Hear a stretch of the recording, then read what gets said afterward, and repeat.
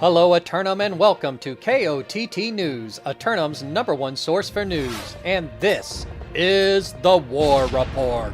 Dynamic change in the history of Eternum last night as the Syndicate members of Soju Gang reassert themselves as kings of the Mudhill. Over in the first period, Soju Gang forces took advantage of the extra time to attend to other matters. Moments later in Weaver's Fen, pharmaceutical forces were able to stop and give us an update on Bo's well-being. Congratulations on your victory here in Weaver's Fen, holding it down for Bo, who couldn't make it tonight due to physical. Yeah, we were all really pumped to have Bo back, but just something on his physical didn't pass, so we had to give him another day. You know, it must have been pretty hard on YGG for him. Was there anybody who really outperformed themselves tonight, though, given the situation? Honestly, I want to give a huge shout out to Casting Couch. Had some really good comms mid-war for us and really helped support me with the main comms. With little weather last night, you can bet that tonight is going to be a little different than most. Another day of sunshine is followed up by a 40% chance of corruption invasion tonight.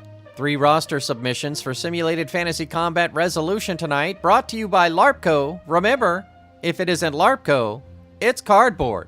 Up first, the Covenant forces of Tropical House attack the Syndicate Serpents of Globo Gym for control of the rain-drenched mountain region of Morningdale. Tropical House had previously arranged this free Bo charity event in order to bring awareness to the plight of future refugees. Bo may be secure now, but it could happen again. The Dodgeballers of Globo Gym are hosting the event tonight and have provided LARPco brand gear for all participants. Regardless of the outcome, it's sure to be fun. Meanwhile, the Syndicate members of Pharmaceuticals assail the Covenant forces of Outcasts for control of the master fishing port town of Reekwater. Pharmaceuticals using their southern route into Reekwater to move their armies into position and strike at the abundant food sources of the region. Entering the spring spawning period, the Zealots of Outcast have levied a 50% taxation on all crustaceans caught by the Reekwater Union of Fishermen, and it's riling up the locals. Later, the Marauders of Context assault the Syndicate forces of Strawberry for control of the medicinal hot springs and resort destination of Ebonscale. The Marauders of Context invade the Bamboo Forest Preserve through their shoreline adjoining the regional border. But will this blitzkrieg catch Strawberry unprepared? Strawberry forces voiced their concerns over the sincerity of Context after the championship fight. But looking at a complete roster, will their opinion change? Be sure to tune in for complete coverage and reactions from the citizens tonight at 11. Until then, this has been War Correspondent JChalant, KOTT News.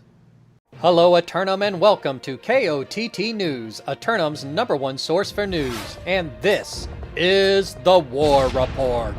No change in the dynamic of Eternum last night as the defenses hold out through diligent choke management all night.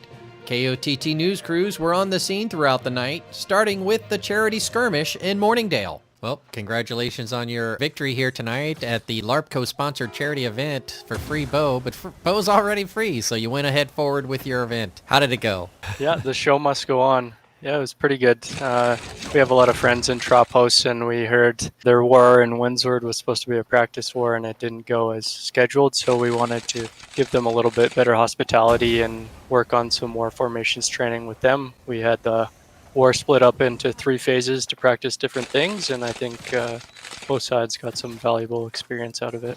Well, if you have anything else you might like to say, I'd be happy to hear it from you.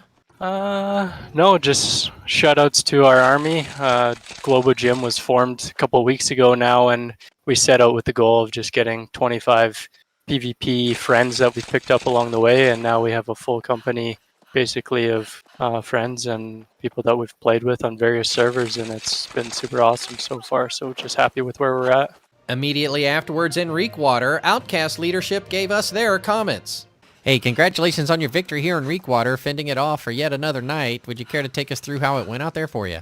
Yeah, John, I'd love to. You know, it was a fun war. You know, I wasn't expecting them to get to the fort. I'm not gonna lie, but they did surprise us. We ended up going to fort with about 15 minutes left, and then you know, it was just typical cleanup.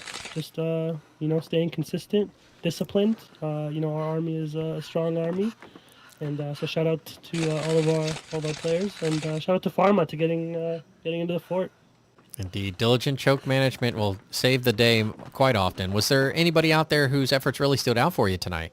Yeah, I want to shout out our governor. They were assigned to a gate, but they felt like they were doing so good, they could just leave the gate and just go farm outside. It's pretty fun. Last time I was through here, I was told you were going to tax the Reekwater Union of Fishermen, take 50% of the fish, that they could keep half and you would sell the other half. Is that still ongoing, or have there been different arrangements made with the local fishermen?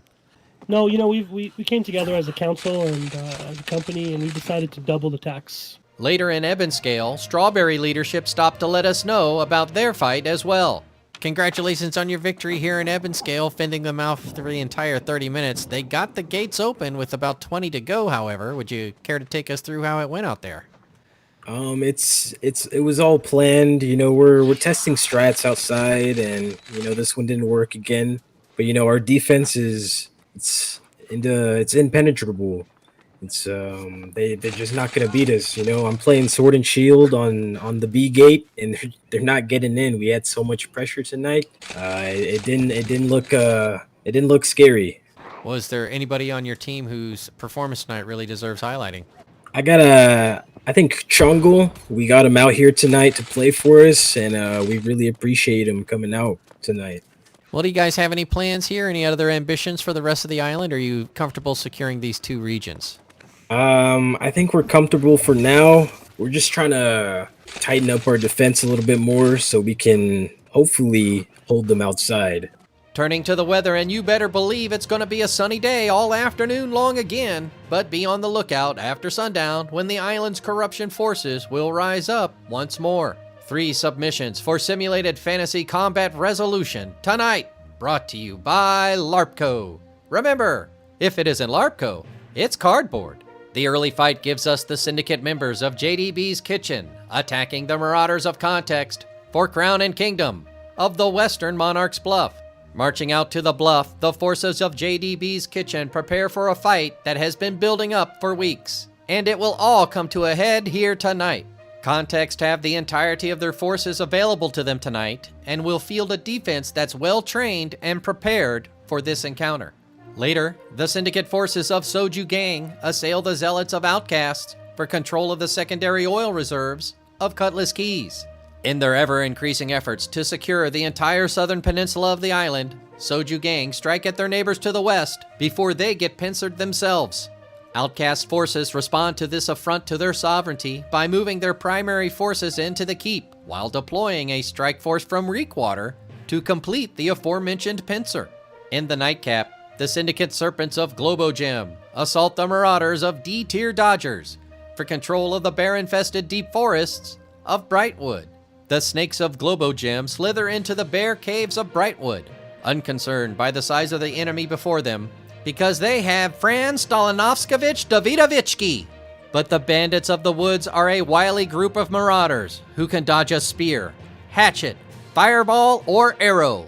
So they're feeling confident they can out-dodger the offense. We'll have any late-breaking outcomes and reactions from the citizens tonight at 11. Until then, this has been War Correspondent JChalant, KOTT News. Hello, Eternum, and welcome to KOTT News, Eternum's #1 source for news. And this is the War Report. No change in the dynamic of Eternum last night, as all 3 great houses stand tall, some taller than others. The action started in Monarch's Bluff, where KOTT News crews spoke with Context leadership. Congratulations on your victory. They got the flag to 90%. Did you pucker up at all? Oh yeah, that was a big one. Yeah, that was a all crash, but they popped on respawns too quick. All of our respawns popped, and then we were able to crash the point, and that kind of led to their downfall for sure. So you think for the other 10 minutes of the fight that they were unable to regroup and get themselves in after that? Yeah, I think once it hit 90%, they kind of just lost it all. It was still really good though. Was there anybody who really stood out for you tonight? Ooh, my boy Lorena, the Backgate Demon, he's going crazy. Other excited participants in the battle shared their thoughts on the experience. Would you care to comment on what went down with you out there tonight? With the strongest decks that this game has ever seen, they did a wonderful job. They tried. They may have they outskill us mechanically, but we were able to pull through this victory somehow. and get the dub for Context in the homeland. Those are amazing players, and we had our backs against the wall, but through the grace of God, we pulled it out. Later in Cutlass Keys, KOTT News were granted an interview with Outcast leadership to discuss their perspective. With about 18 minutes left, they managed to get you down to a Charlie fight, and you managed to maintain the 50-50 throughout the remainder. Would you care to take us through what you thought you saw out there? Yeah, John, honestly, it was a close fight. We decided to give up both points to make it a little bit more competitive for us, but it wasn't really that competitive. I mean, being the #1 company on El Dorado, this is light work. Well, my friend, was there anybody out there who truly outperformed themselves? You know, John, I gotta give it to Panda again. He sat this one out. He was watching in the Willy chat, cheering them on. I think without Panda cheering, they would have lost for sure. In the nightcap, KOTT caught up with a Dodger representative to go over their results. Great fight out there tonight, able to hold them off yet again, maintaining control of the deep forest of Brightwood. Would you care to take us through how you saw it going down out there? Yeah, that was a tough war. Shout out to Globo Gym. We knew it would be. I think Globo Gym and us are very, very, very close in skill. So we love to war against Globo Gym. They gave us a very difficult time tonight. Early on at the 22-minute remaining mark, you almost lost B. Eventually you did, but in that moment, can you take us back to how you were able to rally the troops and get them onto the point without losing focus? Yeah, shout out to Wong. Wong maintained really good control of the comms at that time and directed the army where to move through and when to use the abilities, where to use them, and we were able to get a pretty good wipe there and get control back. Temporarily take down. They were able to get it back from us, but at that moment in time, Wong did a really good job rallying everyone. Once they did get inside and were able to skirmish inside the courtyard, I noticed the gates continued to go back up, the rear gates especially, and the A and B gate. Care to go through who might have been helping us out there tonight? Yeah, I was going to say, I definitely want to shout out Ronnie44K. We've got Goku, we've got VP. We've got some BIS builders in our company, so we were able to keep doors up pretty well. They sacrifice stats for the army. They're true soldiers. In other news, KOTT investigative teams discovered an unusual object in the mountain temple northwest of Ebonscale. KOTT News will bring you more on this phenomenon as the story develops. With all the excitement from last night, you'd find it hard to believe that it will all happen again tonight, when the temperatures drop after sundown and emboldened corruption forces rise up and strike at 20% of the island.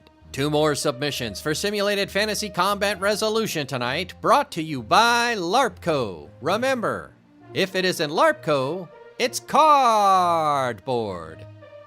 Tonight, the Covenant forces of Error.pxp assault the Syndicate members of Soju Gang for control of the always contentious Restless Shore. The not bots of Error.pxp set a new waypoint to the south, seeking to take advantage of a divided defense to capture this turbulent region. Soju Gang forces making some tough decisions tonight, balancing their rosters in anticipation of what each potential offense may bring to bear. Meanwhile, the Marauders of Social Slots assail the Syndicate forces of Soju Gang for control of First Light and the flow of the spice. Social Slots return to battle the Soju Gang yet again, this time setting their eyes on the hyssop and spice production facilities of First Light. Soju Gang, familiar with many members of the Social Slot roster, but have they been maintaining their scouting reports about them since they last fought? Be sure to tune in for complete coverage and reactions from the citizens tonight at 11. Until then, this has been War Correspondent JChalant, KOTT News. Hello, Eternum, and welcome to KOTT News, Eternum's #1 source for news. And this is the War Report. Dynamic change in the history of Eternum last night, as the forces of Error.pxp run up the mud hill in Restless Shore. KOTT News were on the scene before payouts and got a word with Outcast leadership. Congratulations on your victory out here in Restless Shore, conquering the anarchy in the archipelago to become the new kings of the hill. How do you feel about the outcome tonight? It feels pretty good, Feels good to have a territory again. It's been, I think, about a little under a week, so yeah, it definitely feels good to own something again. Indeed, I couldn't help but notice it was over quite quickly. Their divided forces tonight, perhaps presumably distracted elsewhere in First Light, but did they field an entire roster out there? I think they slotted about, from what I heard from other people, I think it was about 46 to 47 people. I'm not sure what the end tally was because of, people dropped or anything, but from what I heard, it was about 46 people. Well, now that you're in charge of the hamlet, do you have any intentions for the region? You know, I would really like to take that boat for a good, nice long sail. It's possible that maybe we'll be sailing off in the future, and the next owners won't have a boat. I don't know. Moments later, KOTT News were granted an interview with a Soju Gang member in First Light. Well, congratulations on successfully defending the Hyssop and Spice production facilities of First Light. Distracted night for you tonight. Had to divide up your forces and give up Restless Shore to maintain it. Would you care to take us through your decision-making process tonight? Yeah, of course. It was definitely a rough decision. We pulled together a team within the last 45 minutes, pretty much, to keep a hold of Restless Shore. We knew pretty much we had our A squad on here, so we knew we were going to keep it. We put in a lot of people that hadn't really had much experience, especially with defending. Me, for instance, I have never defended in a war, but I feel like, you know, we did pretty well. I mean, I came in 69th place, so, you know, I won. I win the wars for today. But yeah, I mean, we came out of it. We obviously kind of got a little bit of obliterated, but I don't think anyone really feels like we lost. Like, we all did really, really well tonight. Excellent. Was there anybody whose performance really shined out tonight? But I mean, I feel like everyone here in First Light won. Irene. But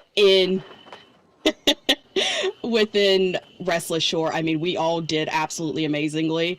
Arison was doing a swell job of keeping us alive, even though, I mean, all of our healers were just getting taken apart one by one. We had Space Rat, Alex, we had Master Nuggets, we had Arison. They were all doing their best to keep us afloat. But yeah, we're glad we kept First Light. We enjoy these herbs. I enjoy the arcane. And yeah, they definitely got the place we wanted to keep. Well, my friend, I appreciate you stopping to chit-chat with me. Is there anything else you might like to say to the citizens of Eternum? Are you a streamer by chance? Can they find you anywhere? Yeah, I am a streamer. You can find me at Cheyenne_Corvidae on Twitch, Twitter, barely YouTube. But yeah, it's Cheyenne Corvidae on pretty much everything. Quickly to the weather, and the sun will continue its not-so-perilous journey across the Eternum sky. Then look out after sundown when the corruption invasion forces rise up across 20% of the island. 3 submissions for simulated fantasy combat resolution tonight, brought to you by LARPco. Remember, if it isn't LARPco, it's cardboard. First up, the Marauders of D+ tier Dodgers assail the syndicate members of Pharmaceutical for control of the island's primary oil reserves of Weaver's Fin. D+ Dodgers have improved their overall standings by half a letter grade, but will they achieve C- status or be sent back for remedial training? Pharmaceuticals are scattered all over the Fin, gathering regents for their craft, but they'll come together at the fort to preserve their medical practice. Later, the Marauders of Context assault the vault of JDB's kitchen in their attempt to steal away the island's financial capital of Windsward. Striking at their neighbors to the east, Context has been itching to try out some new strategies against this island powerhouse, but can they overcome within 30 minutes? JDB's kitchen, the ones making the hard decisions tonight, spread between their 2 financial interests. Will they prioritize one or attempt to hold them both? Meanwhile, the Covenant converts of Outcasts attack the syndicate members of JDB's kitchen for control of the arid desert region of Brimstone Sands. Outcast forces take their proselytizing to the deserts to challenge the local authorities' ability to maintain the hamlet. But will the citizens listen to conversion? 2 nice fights to choose from for the kitchen staff of JDB, but will they focus on fine dining in one place or a full buffet service in both? We'll have any late-breaking outcomes and reactions from the citizens tonight at 11. Until then, this has been War Correspondent JChalant, KOTT News. Hello, Eternum, and welcome to KOTT News, Eternum's #1 source for news. And this is the War Report.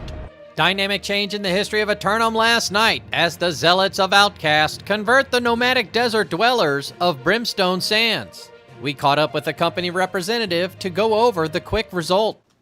Yeah, it was a really hard-fought war. They put up a really good defense, but we were able to secure the W there. Really thought it could go either way. They came out in a different formation than what we've seen before. It was really interesting to see the full naked 20-man strat. Liked it. It was tough to counter, but we really coordinated well, and I think overall our guys just did incredibly well. I want to give a shout out to myself for having the top score, even though they're not going to give me a payout for it. They're kind of griefing me, and that's all. That wasn't the only action last night. KOTT News Crew spoke with the recently freed Bo about his first fight back on the island. Congratulations on your victory here in Weaver's Fin, holding it down for a full 30 minutes. Would you care to take us through how it went out there? It was sweaty. I'm not gonna lie. We were in the fort and they were pressuring the point, but we knew that we had lost the secondary oil reserves of Cutlass, and we just really knew it was important for us to keep the primary oil reserves in Weavers. Yep, if those should happen to fall into the wrong hands, the whole island could go up in smoke. Exactly. Yeah, we're here for the island, so we're protecting these oil reserves, keep gas prices down. So how excited were you that the team physicians cleared you to participate in this war? I was very excited. That was the thing I missed the most when I was stuck on IG, is the wars. And so yeah, it was good to be back. Had to get the rust off, but yeah, it was really good to be back. A lot of fun. Was there anybody whose efforts out there you'd like to highlight tonight? You know, our shot caller, Drem Anus, did a phenomenal job. He really did kill it. And I think that's what secured the win, was his clutch calls in that very sweaty competitive war. Later in Windsward, we caught up with the JDB to discuss their outcomes. So we got Declan on Windsward, and in Context, which is probably one of the biggest company on the server when it comes of numbers, decided to push us for 8 hours on Windsward to force a double deck. And throughout all my hours in New World, it's the first time that I actually witnessed a company exploit for a deck, and on top of that, a double deck. That was pretty cringe. So everybody was really happy to just show up today, and they're trying this new EU strat or whatever, where they slot like 10 bows and they slot sword and shields, and they just keep on playing. They pretty much play like a guess what dorm come through. So the entire war, I mean, to be honest, they got us to fort pretty quick, but the entire fort phase was a guess what door I'm gonna come through, and every time they just pick the door, we just won the fight. Let me ask you, you said exploit. What do you mean by exploit? Just so I'm clear on the topic. The exploit that they found out is that if you die within the range of that mission, where you need to like stand in place for about 1.5 minutes, if let's say we kill them in that range, they can wait about 1.5 minutes, which is like the time it takes for that mission to be completed, on their death screen, die, and respawn at Windsward itself and turn in the mission. I didn't think you were allowed to take missions. Once you were dead, they were failed missions, I thought. I thought so too, John. KOTT Investigates will bring you more on this story as it develops. In other news, newly automated leaderboards have been installed for use via the modes interface. Data has begun being tracked by the system, but does not reflect the official historical archives to this point. As seen here on KOTT News, Eternum's #1 source for news. If you're thinking of pushing influence today, you'll have all afternoon to do so without interference, but look out after sunset when the temperatures drop and a 40% chance of invasion will arise across the island. 2 more submissions for Simulated Fantasy Combat Resolution tonight, brought to you by LARPCO. Remember, if it isn't LARPCO, it's cardboard. Up first, the Marauders of Subtext attacked the Syndicate members of Globogem for control of the rain-drenched mountain region of Morningdale. The former Great House of Morningdale, Subtext returned to resecure their hold on this distant region, full of valuable crafting resources. The Serpents of Globogem are all warmed up and familiar with the terrain after their charity event earlier in the week, but there will be no goodwill tonight.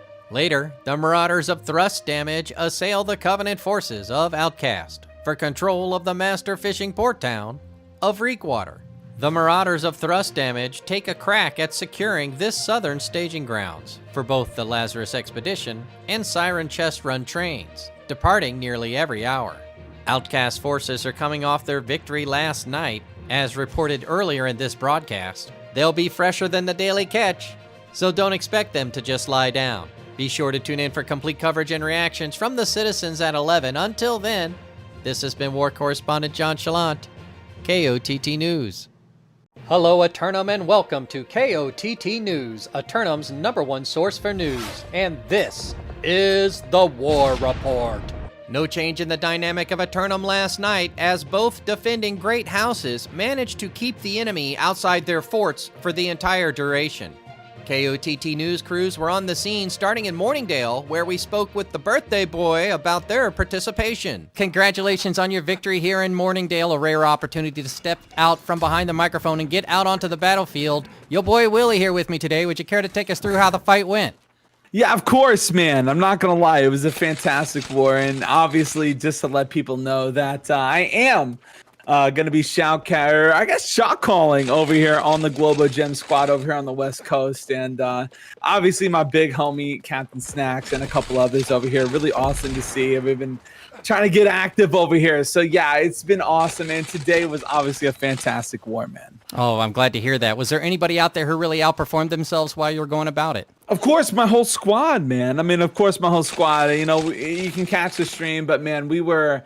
we're trying to get some coordination coming in from Tugboat and others in the squad, making sure that we're playing together as a team. And I do think that, whenever you're running in as a squad, as a team here, it really is important that you're playing together as a 5-man. And I think that that's important. And, you got to lay off of your bruiser boys, Excellent. I love it. You mentioned the word, you mentioned streaming. Is there a place that the citizens can see you out there? Of course, yeah, man. Over here on Twitch, I got your boy Willie, 2 eyes, don't forget. But, I'm out here 6 days a week. But obviously, going to be locking in here on the West Coast a little bit. I catch a lot of East Coast, but, now that I'm on the West Coast here, it's pretty fun to see that I can kind of get my licks in, kind of show people a little bit more of my calling, a little bit more of my organization coming in. And it's cool to see that Global Gem going to be trying to pop it off over here on the El Dorado side. Moments later in Reekwater, KOTT News were granted an interview by the always stoic one. Congratulations on your victory out here in Reekwater, maintaining the master fishing port town yet again. Would you care to tell us how it went down out there? Yeah, it was a really close fight, closer than we expected. Basically, all of our groups was dying except Group 10. We're very close to wiping a few times, but Panda Uchiha basically solo killed everyone on point and saved the war. I see. Sometimes I wonder why the other 49 people ever show up with that Panda Uchiha guy around. That's what I'm saying, John. Of course we need our healer too, Yeah, of course. You have to have your healer there just in case. Well, are you going to take it to anybody else this week? Got plans to go out and conquer another region? Yeah, we're probably gonna go for Windsward, Everfall, Ebonscale, just about every territory. Well, that's some bulletin board material. I'm looking forward to it. You got 3 so far. Are you going to be able to hold more than that? Well, I'll be solo holding Windsor by myself. I'll let the company handle the rest. Quickly to the weather today as we experience yet another beautiful day of sunshine well into early evening. But look out after sunset when northern cold fronts will give rise to a 30% chance of corruption invasion. 3 lineup submissions for Simulated Fantasy Combat Resolution tonight, brought to you by LARPco. Remember, if it isn't LARPco, it's cardboard. Up first, the Covenant forces of Outcast assault the Marauders of Context for Crown and Kingdom of the Western Monarch's Bluff. The Zealots of Outcast execute their right to rematch against the very foes that dethroned them 2 weeks ago, returning to assert their holy lineage. Utilizing the funneling properties of the Bluff, Context have held off some rather impressive forces of late, but will they fall back into choke management at all tonight? Later, the Marauders of Emotional Damage assail the Covenant forces of Outcast for control of the island's secondary oil reserves of Cutlass Keys. Emotional Damage are clearly the knockoff version of another intellectual property that itself routinely advertises knockoff products, making this sentence a knockoff joke. Outcast forces will be fully available for defense regardless of the outcome on the bluff, so in their second fight, they may be extremely hyped or extremely angry. In the nightcap, the Syndicate Serpents of Globo Gem attack the Marauders of D+ tier Dodgers for control of the bear-infested deep forests of Brightwood.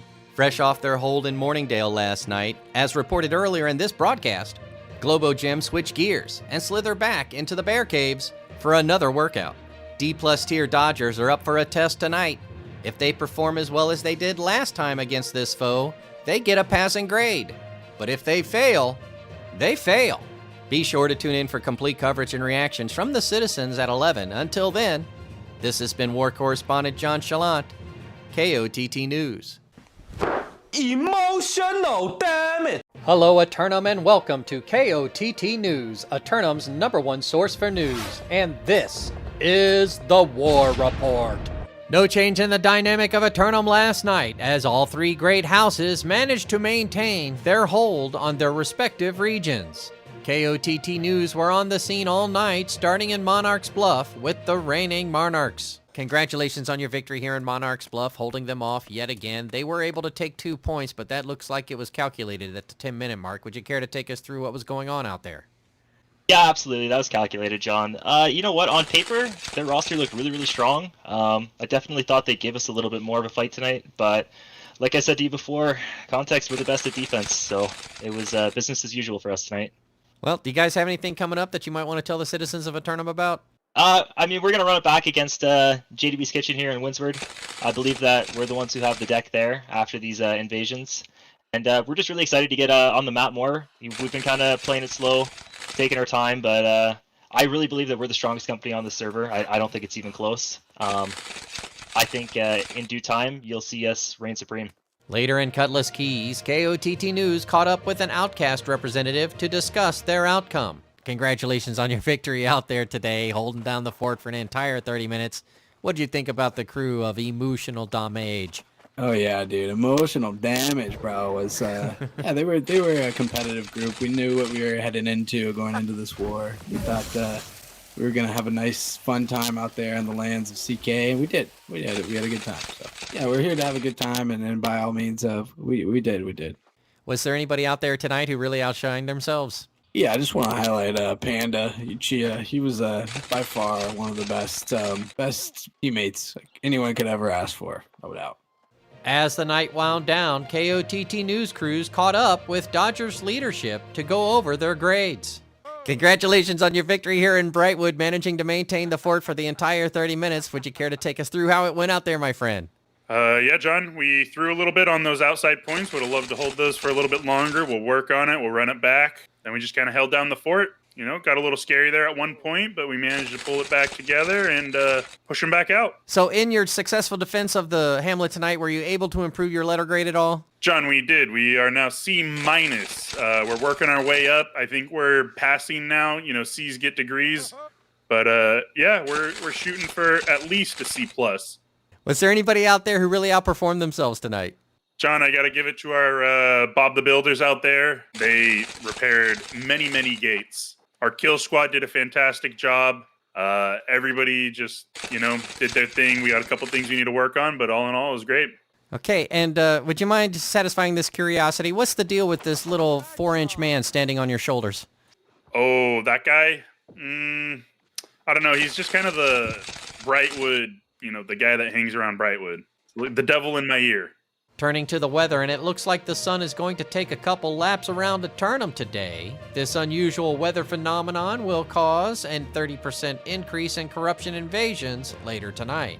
4 more submissions for Simulated Fantasy Combat Resolution, brought to you by LARPco. Remember, if it isn't LARPco, it's cardboard. First up, the Marauders of Iron Reavers assault the Covenant forces of Error.pxp for control of the always uncontrollable Restless Shore. Iron Reavers return to the scene and attempt to secure land on the island yet again, this time by running up the mud-covered hill to challenge the kings. The Zealots of Error.pxp have positioned themselves at the top of the hill and have prepared their defenses for a long fight in the misty sea spray. Later, the Syndicate members of Pharmaceuticals attack the Covenant forces of Outcasts for control of the arid desert region of Brimstone Sands. Pharmaceuticals are showing up everywhere around the island these days, and who can blame them? With so much variety in combat tactics and strengths, each outing is enjoyable. Outcast forces have expanded their empire to 3 regions, each one with its own unique battleground. But will the experience along the coast translate to success in the dunes? Meanwhile, the Marauders of Thrust Damage assail the Syndicate members of Soju Gang for control of First Light and the flow of the spice. Thrust Damage forces making the unusual move of double declaring themselves for 2 offensive fights tonight.